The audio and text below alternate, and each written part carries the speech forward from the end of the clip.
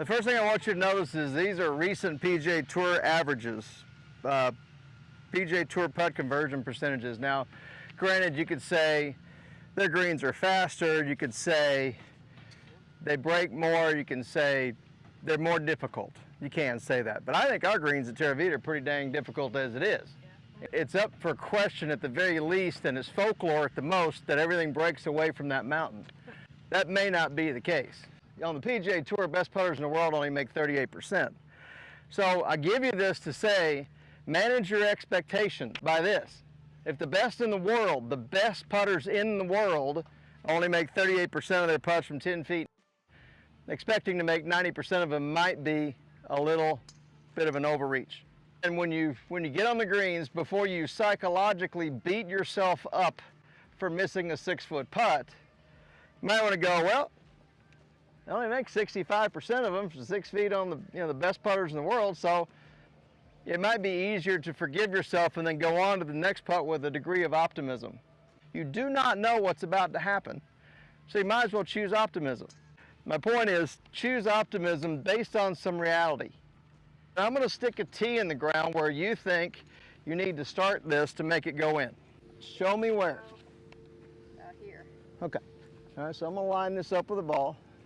6 inches, so about right here? Yeah. Okay.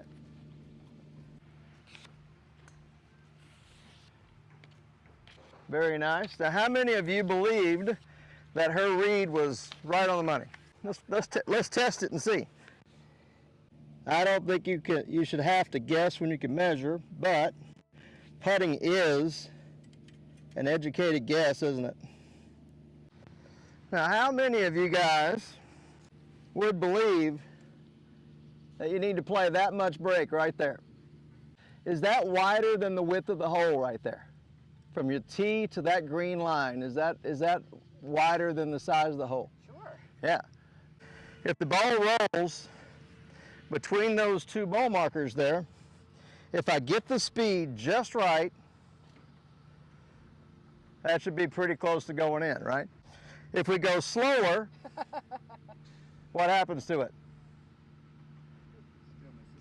All right. If we go faster, what happens to it? It's way too far. Right. So you've got a margin there. You can play it faster and play it more towards the left ball marker and it might go in. Or you can play it slower and go to the right ball marker and it might go in. So yes, it's direction, but it's also speed, isn't it? You also notice that even if I put these balls exactly in the same place on this ramp and nothing but gravity is making that roll, they roll differently.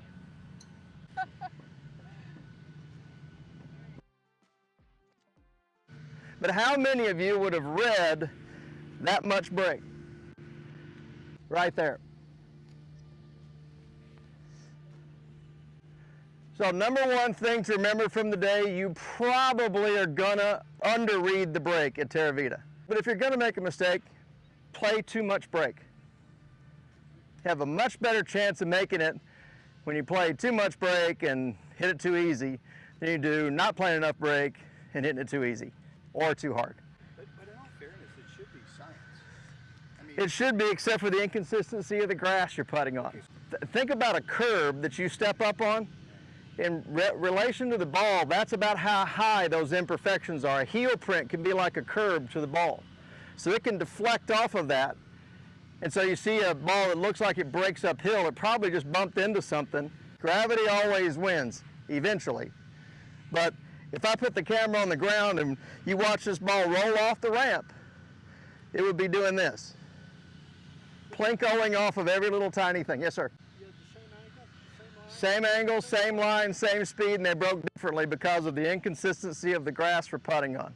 And the different heights, even the mower grain. The mower goes this way, and the mower goes this way. Even the mower grain, how the grass lays down can affect it. That's why when you get outside of 10 feet, the odds of you making the putt go way down.